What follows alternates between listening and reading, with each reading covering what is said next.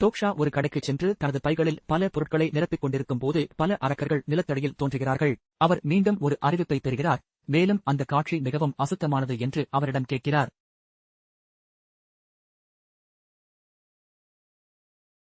மேலும் அவர் விரைவில் பாதுகாப்பாக செல்ல வேண்டும் என்று நினைக்கிறார், ஏனெனில் உருப்படியின் விளைவு விரைவில் தேங்கிவிடும். திடீரென்று யாரோ உதவிக்கு அழைக்கும் குரல் பின்னால் இருந்து கேட்கிறது. யாரோ எப்படி இருக்கிறார்கள் என்று அவர் அதிர்ச்சியடைந்தார். இன்னும் அங்கே உயிருடன் இருக்க முடியும். ஒரு பெண் முகமூடி அணிந்து அவரிடம் உதவி கேட்கிறாள். அவன் அவளை தன்பி தோள்கள் மற்றும் அங்கிருந்து ஓடுகிறது. ஆக்சு நிலையம் மேலே இருந்ததால் அழைக்கப்பட்டதாக அவர் நினைக்கிறார். தரை மற்றும் அங்கிருந்து மிக அருகில் உள்ள நிலத்தடி நிலையம் ஜுன்ஹோ நிலையம். விரைவில் அவர் அங்கு அடைகிறார். ஆனால் ஸ்டேஷன் மூடப்பட்டிருப்பதைக் கண்டு ஆச்சரியப்பட்டு மறுபக்கம் செல்ல நினைக்கிறான். பெண் அழைக்கிறாள். அவரை 4வது வெளியேறும் வழியை பார்க்கச் சொன்னார். அவர் அங்கு சென்று ஷட்டரை திறக்க முயற்சிக்கிறார். ஆனால் மக்கள் இருக்கிறார்கள். ஏற்கனவே அங்கு அவரை தொலைந்து போகச் சொல்லுங்கள். டோக்ஷாவிடம் காயமடைந்த பெண் இருப்பதால் அவர்களை திறக்கும்படி கேட்கிறார். அவருடன் ஆனால் அந்த இடம் ஏற்கனவே கூட்டம் அதிகமாக இருப்பதால் அவரால் உள்ளே வர முடியாது என்று பதிலளித்தனர். டோக்ஷா அந்த இடத்தில் கூட்டம் அதிகமாக இருப்பது விந்தையாக இருக்கிறது என்று நினைக்கிறார். பின்னர் அவர் ஷட்டரை பிடித்து தனது முழு சக்தியுடன் திறக்கிறார். அவரை பார்த்ததும் மக்கள் ஓடிவிட்டனர். டோக்ஷா பாதுகாப்பு மண்டலத்திற்குள் நுழைந்தது. பின்னர் அவர் அந்த பெண்ணை முகமூடியை வாயில் வைத்திருக்கச் சொன்னார். அவள் முழுமையாக குணமடைய மாட்டாள், ஆனால் அது குறைந்தபட்சம் விஷத்தை நடுநிலையாக்கும். இருந்ததா என்று யோசிக்கிறார். அவர் அவரது கதாபாத்திரத்தை கவனிக்க நினைக்கிறார். ஆனால் இதற்கிடையில் பலர் அவர்களை அணுகுகிறார்கள். அவர்களில் ஒருவர் அவர் யார் என்று கேட்கிறார். கோல்டன் ஹெட்பேண்டின் விண்மீன் கைதி முகம் சுளிக்கிறார். விரும்பத்தகாத விருந்தினர்களின் தோற்றம் மற்றும் டோக்ஷா தனது பெயரை அவர்களிடம் கூறுகிறார். மனிதன் கேட்கவில்லை என்று பதிலளித்தான். அவரது பெயர் மற்றும் அவரது அடையாளத்தை பற்றி கேட்கிறார்கள். அவர்கள் மைனர் குழுவில் உள்ள பெண்ணை அடையாளம் கண்டு கேட்கிறார்கள். மற்றவர்கள் அவளுடன் திரும்பி வரக்கூடாது என்றால் டோக்ஷா எப்போதும் ஒரே மாதிரியானவை என்று நினைக்கிறார்.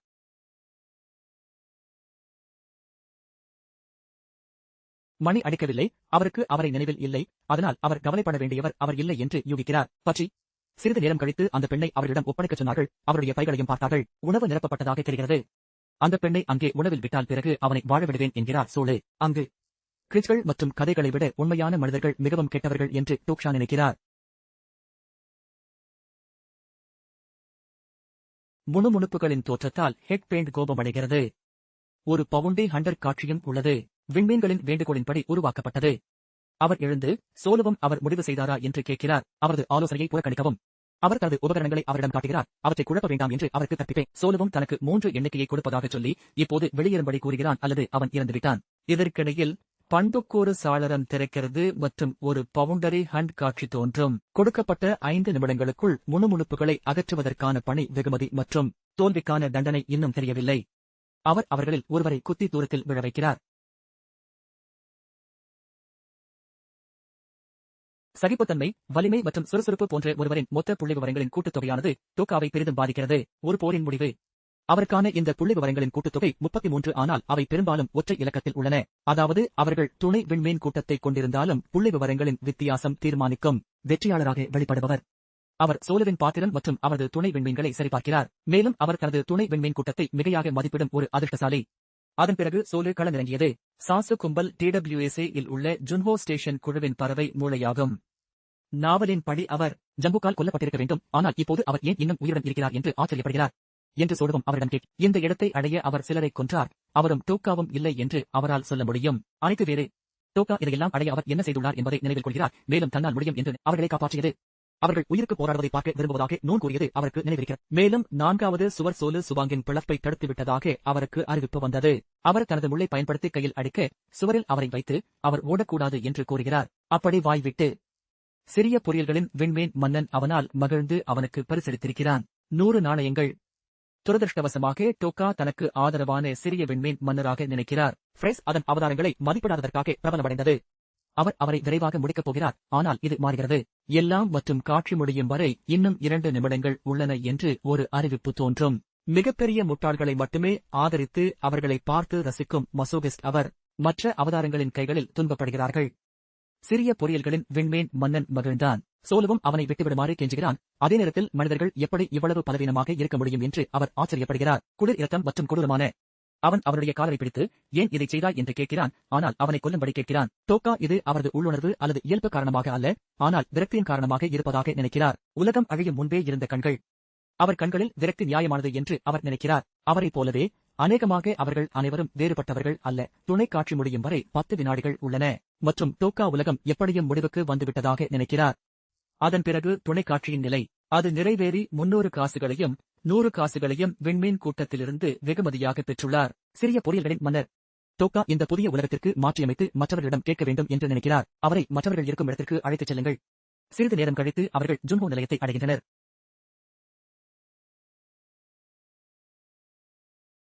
அங்கேயும் அவள் அவனை பார்த்து அதிர்ச்சியடைகிறாள்.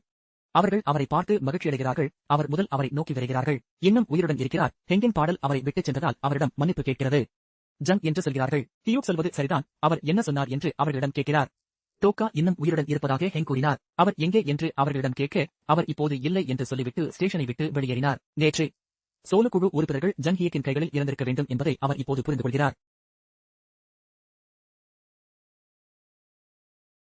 தன் வாழ்க்கையை மீண்டும் மீண்டும் உயிர்ப்பிப்பவர். அவர் தனது 3வது சுற்றில் இருக்கிறார். மீண்டும் ஒரு அசுரனாக பிறந்துள்ளார். எல்லாவற்றையும் ஏகபோகமாக்குதல்.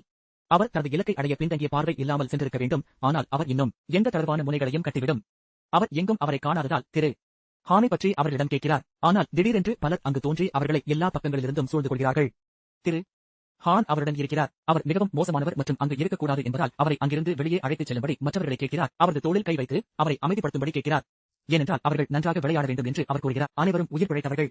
அவன் டோக்காவிடம் அவருடைய பெயரை பற்றி கேட்டு அவருடைய பெயர் இன்ஹோயின் என்று கூறுகிறான். டோக்கா நினைக்கிறான். அந்த பெயரை அவர் இதற்கு முன் எங்கோ கேள்விப்பட்டிருக்கிறார். அவர் ஒரு துணை விண்மீனை கொண்டுள்ளார் மற்றும் அவர் அநேகமாக இருக்கலாம் இந்த குழுவின் தலைவர். சோழ குழுவும் அவருக்கு கீழ் வேலை செய்கிறது. அவர் அநேகமாக போகிறார் என்று தெரிகிறது. அவர்களை பாதி மரணத்திற்கு அடித்ததற்கு அவனை செலுத்துங்கள். ஆனால் தன்னுடன் வந்த மற்றவர்கள் அதை தன்னிடம் கூறியதாக இன்ஹோயின் கூறுகிறார். அவர் அசுரருடன் போரிட்டு தனது ஆட்களை காப்பாற்றினார். அவர் அனைவரையும் சுற்றி வரும்படி கேட்டுக் கொள்கிறார் மற்றும் இந்த தைரியமான புதியதை கூறுகிறார். அங்கிருந்த உறுப்பினர் அவர்களுக்கு உணவு சேகரித்து வைத்துள்ளார். இன்ஹோயின் சிரித்துக் கொண்டே அவரை ஜுன்ஹோ ஸ்டேஷன் மற்றும் டோக்காவிற்கு வரவேற்கிறார். அவர் உணவின் மீது அனைவரின் கவனத்தையும் கொண்டிருப்பதால் புன்னகைக்கிறார். சிறிது நேரம் கழித்து அவர்கள் அதை பற்றி பேசுகிறார்கள். 87 பேர் ஜுன்ஹோ நிலையத்தில் உள்ளனர். இது அவர் நினைத்ததை விட குறைவாக உள்ளது. உள்ளே இருந்தவர்கள் மட்டுமே என்கிறார் ஹான். கேபின் மற்றும் நிலையத்திற்கு அருகில் இருந்தவர்கள் உயிர் தப்பினர். யாரும் அதை பற்றி பேசவில்லை. ஆனால் எல்லோரும் தெளிவுபடுத்தியதால் முதல் காட்சியில் அங்குள்ள அனைவரும் மற்றவர்களை கொன்று பிழைத்துள்ளனர். அங்குள்ள அனைவரும் கொலைகாரர்கள். ஜுன்ஹோ நிலையம் பெரிய மற்றும் சிறிய குழுக்களாக பிரிக்கப்பட்டுள்ளது என்பதை ஹான் வெளிப்படுத்துகிறார். திரு ஹான் அவர்களில் ஒருவர். பெரிய குழு மற்றும் மக்கள் அவரை நம்பும்படி கேட்டுக் கொள்கிறார்கள். ஏனெனில் அவர்கள் விரைவில் மீட்கப்படுவார்கள். சிறு குழுவில் உள்ளவர்கள் பட்டினி கிடக்கிறார்கள் மற்றும் அரசாங்கம் தங்களுக்கு ஏதாவது செய்யும் என்று காத்திருக்கிறார்கள். 100 கொலைகாரர்கள் கூடும் போது கூட தங்களை வலிமையானவர்கள் மற்றும் பலவீனமானவர்கள் என்று பிரித்துக் கொள்கிறார்கள். இன்ஹோயின் முன் வந்து நம்பிக்கையை இழக்க வேண்டாம் என்றும் அவர்கள் விரைவில் இந்த இடத்தை விட்டு வெளியேறுவார்கள் என்றும் கேட்டுக் கொள்கிறார். உணவு விநியோகம் முதன்மை குழுவால் தீர்மானிக்கப்படுகிறது. ஆனால் அவை குறைவாக இயங்குவதால் அவர்களிடம் உள்ளது. உணவுக்காக துப்புரவு பணிகளுக்கு செல்ல மக்களை நியமித்தது.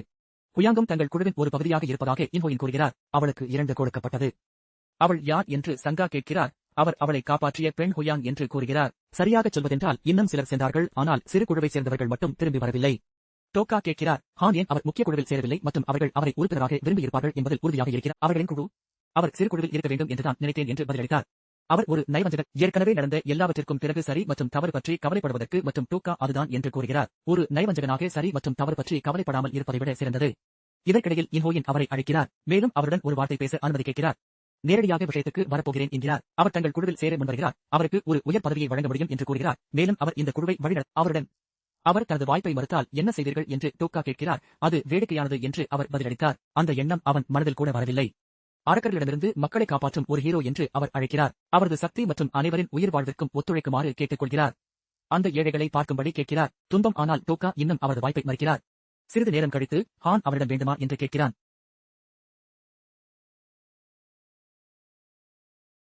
இன்ஹோயின் கடைசியாக அவனிடம் என்ன சொன்னான் என்று யோசித்து அவன் மனம் மாறினால் அவனை கண்டுபிடிக்க முடியும். ஆனால் அது ஒருபோதும் நடக்காது என்கிறார் டோக்கா. டோக்கா அவரை புறக்கணித்து மற்றவர்களை அவர்கள் உணவை உண்ணச் செல்கிறார். பல நாட்களாக சரியாக சாப்பிடவில்லை. அவர் அவர்களுக்கு உணவை வழங்குவதில் மகிழ்ச்சி அடைகிறார்கள். திடீரென்று சிலர் கோபமாக அங்கு வந்து அவர் உணவை ஏகபோகமாக்குவது உண்மையா, அவர் இருக்க வேண்டும் என்று கேட்டார். மற்றவர்களுடன் உணவை பகிர்ந்து கொள்வது. உணவுக்கு இன்ஹோயினை வைக்கச் சொல்கிறார்கள். அவருக்கு பங்கு கிடைக்கும். எல்லோரையும் போல அபோகாலிப்டிக் உலகில் இது மிகவும் ஆபத்தான வகை மக்கள் என்று டோக்கா நினைக்கிறார். மற்றும் இன்ஹோயின் சோலுபாங்கை போல விரக்தியால் உந்தப்பட்டவர் அல்ல. அவர் இப்போது ஜுன்ஹோவின் இன்ஹோயின் நினைவுக்கு வருகிறார். ஸ்டேஷன் மற்றும் அபாயகரமான வகை என்பது மற்றவர்களின் விரக்தியை உரமாக பயன்படுத்தும் வகையாகும். அதிகாரத்திற்காக அவர் சிரிக்கிறார். தூரத்தில் இருந்து பார்க்கிறார். ஹீரோவாக மாற 2 வழிகள் உள்ளன. உணவை பகிர்ந்து கொள்வது அல்லது உணவை ஏகபோகமாக்குவதன் மூலம் வில்லனாக மாறுவது. ஒருபோது அவர் கோபமாக அவரை முறைத்து பார்க்கிறார். பண்புக்கூறு சாளரம் தோன்றும். அவை 2வது காட்சி பகுதிக்குள் நுழைந்துவிட்டன. அதை கண்டுபிடித்து நகர்த்த வேண்டும். காட்சி செயல்படுத்தப்படும் இடத்திற்கு அவரை அனுமதிக்க கோரி அனைவரும் அவர் முன் போராட்டம் நடத்துகின்றனர். இன்ஹோயின் உணவை மறுபகிர்வு செய்து மற்றவர்களைப் போலவே அவனுடைய பங்கை பெறவும் ஜின் இப்போது நினைக்கிறார். இந்த மக்கள் மீது செல்வாக்கு செலுத்த தேர்வு செய்யவும் அது அவருக்கு ஒரு திண்டலாக உள்ளது. அவர் சொல்வதை டோக்கா செய்ய வேண்டும் என்று நினைக்கிறார். அங்கே பிழைக்க அவர் முன் வந்து டோக்காவால் ஒரு தவறான புரிதல் இருந்திருக்க வேண்டும் என்கிறார். ஏற்கனவே தங்கள் குழுவில் சேர ஒப்புக்கொண்டார். எப்பொழுதும் போல உணவை சேகரித்து மறுபகிர்வு செய்வார்கள். இணைந்து பணியாற்றுவதற்கான நீண்ட வாக்குறுதியை கொண்டுள்ளனர். டோக்கா அவரை நிறுத்தச் சொல்லி பகிர்ந்து கொள்வதாக கூறுகிறார். உணவு ஆனால் இலவசமாக அல்ல. அவர் சொன்னதை கேட்டு அனைவரும் அதிர்ச்சியடைந்து இதற்கு என்ன அர்த்தம் என்று அவரிடம் கேட்கிறார்கள். ஒரு சில விண்மீன்களின் கண்கள் உற்சாகத்துடன் பிரகாசிக்கின்றன. டோக்கா தான் ஒரு தொண்டு இல்லை என்று கூறுகிறார். தொழிலாளி மற்றும் அவர் அந்த மக்களை நம்பவில்லை. மக்கள் அவரிடம் பணம் வேண்டுமா என்று கேட்கிறார்கள். ஆனால் அவர் நாணயங்களை மட்டுமே ஏற்றுக்கொள்வார் மற்றும் ஒரு உணவுப் பொருளுக்கு 50 காசுகள் வசூலிக்கிறார். மேலும் வசூலிப்பதாக கூறுகிறார். அவரது நண்பர்களிடமிருந்து ஒரு உணவுப் பொருளுக்கு 10 காசுகள் மற்றும் சில நட்சத்திர கூட்டங்கள் அவர் இல்லை என்று நிம்மதி அடைந்தனர். முட்டாள் மற்றும் அவர்கள் அவருக்கு 100 நாணயங்களை வெகுமதியாக பரிசாக வழங்குகிறார்கள். முந்தைய பெண் பணம் செலுத்த தொடங்குவதாக கூறுகிறார். உடனடியாக மற்றும் இலவசமாக உணவு தேவையில்லை. அவள் தன்னை ஹுயன் என்று அறிமுகப்படுத்திக் கொண்டு அவனுக்கு நன்றி கூறுகிறாள். முன்பு அவளுக்கு உதவியது. அவள் பின்னர் சங்கையும் ஹாங்கையும் அழைத்து தங்களை பிடித்துக் கொள்ளும்படி கேட்கிறாள். இந்த உணவுகளை மீட்டெடுக்க டோக்கா தனது சொந்த உயிரை பணயம் வைத்ததால் ஊற வைக்க இது நேரமில்லை என்று அவர்களிடம் கேட்கிறாள். அவர்கள் மற்றவர்களைப் போல அவரை துடைக்க திட்டமிட்டுள்ளனர். மேலும் சங்கா தனக்கும் வேண்டாம் என்று கூறுகிறார். ஏதேனும் இலவசங்கள். டோக்கா அவர்களுக்கு நாணயங்களை வர்த்தகம் செய்வதற்கான வழியை கற்றுக் கொடுக்கிறார். ஒருவர் தங்கள் ஆள்காட்டி மற்றவருக்கு அவர்கள் எத்தனை நாணயங்களை மாற்ற விரும்புகிறார்கள் என்று சிந்தியுங்கள், அவ்வளவுதான். குயிலோன்லி அவருக்கு பணம் கொடுத்துள்ளார். 20 காசுகள் என்று அவரிடம் கேட்டால் இன்று காலையிலிருந்து சாக்லேட்டுக்கு 10 என்று பதிலளித்தார். ஹுயான் கூறுகிறார். அந்த வெட்கமற்ற பெரியவர்களை விட குயிலாங் சிறந்தவர். இதனுடன் ஒரு சில விண்மீன்கள் ஆர்வம் காட்டியுள்ளன. காய்லாங்லி அவதாரத்தில் அது உண்மையில் ஏகபோகம் செய்யும் முதன்மையான குழு என்று அவள் கூச்சலிடுகிறாள். அங்கு அனைத்து உணவு மற்ற அனைவருக்கும் உணவளிக்கப்பட்டு வளர்க்கப்பட்டு உணவுக்காக துரத்துவதற்காக இழுத்துச் செல்லப்படுவதாக அவள் கூறுகிறாள். அவள் இன்று காலை இருந்ததைப் போலவே படுகொலை செய்ய கால்நடைகளைப் போல. அனைவருக்கும் எந்த பிரச்சனையும் இல்லை என்று தெரிகிறது. முதன்மை குழு என்ன செய்கிறது? அந்த உணவை அனைவருக்கும் 10 காசுகளுக்கு விற்குமாறு ஹாங் கேட்டுக்கொண்டார். அவர் அவர்களுக்கு செய்ததைப் போலவே. ஆனால் டோக்கா அவர்கள் காத்திருந்து பார்ப்போம் என்று கூறுகிறார். இரவில் பலர் தூங்கினர் மற்றும் ஹாங் அவரை கவனித்துக் கொள்வதாக கூறி ஓய்வெடுக்கச் சொன்னார். ஆனால் டோக்கா தன்னிடம் இருப்பதாக கூற மறுத்துவிட்டார். கவனிக்க வேண்டிய சில விஷயங்கள். இதற்கிடையில் யாரோ அவர்களை பின்னால் இருந்து அழைக்கிறார்கள். அடுத்த நாள் ஹுயான் எல்லாவற்றையும் விட்டுவிட்டதைக் கண்டு அதிர்ச்சியடைந்தார். டோக்கா தான் நினைத்தது போல் அவள் பலவீனமானவள் அல்ல என்று நினைத்து ஒரே இரவில் உணவை வாங்கிய சிறு குழு மட்டுமல்ல, பெரிய குழுவும் கூட. இதற்கிடையில் என் ஹோயின் அனைவரையும் அழைத்து இன்று முதல் உணவு விநியோகத்தை தலா 3 பிஸ்கட்டுகளாக கட்டுப்படுத்துவதாக கூறுகிறார். நபர் தேடுதல் குழுவிற்கு அதைவிட அதிகமான உணவு கிடைக்கும் என்றும் அவர்கள் தேடலில் சேர வரவேற்கப்படுவதாகவும் அவர்கள் அதிக உணவு விரும்பினால் இருந்து. இருப்பினும் தேடுதல் குழுவில் சேரும்போது யாரும் அதை திரும்பப் பெறுவதில்லை. சோலு கும்பல் உறுப்பினர்கள் மட்டுமே அதை மீண்டும் உயிர்ப்பிக்கிறார்கள். அவர் மக்களைச் சென்று உணவுக்காக துடைக்கச் சொல்கிறார். அவர்கள் உணவை பெற இன்னும் ஒரு வழி இருக்கிறது என்று அவர் கூச்சலிடுகிறார். அவர்கள் சேராவிட்டாலும் தேடல் குழு மற்றும் டோக்கா நேற்று தனக்கு ஒரு மதிப்புமிக்க பாடம் கற்பித்ததாக கூறுகிறார். டோக்கா அதை நினைவு கூர்ந்தார். அவர் துடைத்த உணவில் பாதிக்கு மேல் வாங்கிய முக்கிய குழு அதை முழுவதுமாக செலுத்தியது. இன் ஹோயின் கூறுகிறார். இந்த உலகில் எதுவும் சுதந்திரமாக இருக்க முடியாது என்று டோக்கா சொன்னது சரிதான். அவர்கள் தங்கள் தகுதியை நிரூபிக்க வேண்டும், சாப்பிட வேண்டும் மற்றும் அவர்கள் தங்கள் உணவை சரியானதாக தோன்றும் எதற்கும் பரிமாறிக்கொள்வார்கள். அவர் டோக்காவுக்கு நன்றி தெரிவித்தார். அவருக்கு ஒரு மதிப்புமிக்க பாடம் கற்பித்ததற்காக எல்லோரும் அவரை கோபமாக உற்று பார்க்கிறார்கள். இது எல்லாம் நடந்தது இவர்கள் ஏன் இப்படி முட்டாள்களாக நடந்து கொள்கிறார்கள் என்றுதான் யோசித்ததாக டோக்கா நினைக்கிறார். தெரிகிறது, பொய்தல் நுண்ணறிவு திறன் உள்ளது. ஹோயின் அவரை அழைத்து முக்கிய குழு ஏகபோகமாக இருப்பதாக கூறுகிறார். மீண்டும் உணவு. அவர் மேஜரின் சக்தியை பலவீனப்படுத்த மக்களிடையே பரிவர்த்தனைகளை ஊக்குவிக்க முயன்றார். குழு அவர்கள் தங்களுக்காக நிற்க வேண்டும் என்றுதான் விரும்புவதாக டோக்கா நினைக்கிறார். ஆனால் அவர் அதை வெற்றிருக்க முக்கிய குழுவிற்கு உணவு. இருப்பினும் அவர் இதை செய்தார். இப்போது இன்னும் 450 காசுகள் உள்ளன. ஹோயின் அவரிடம் என்ன என்று கேட்கிறார்.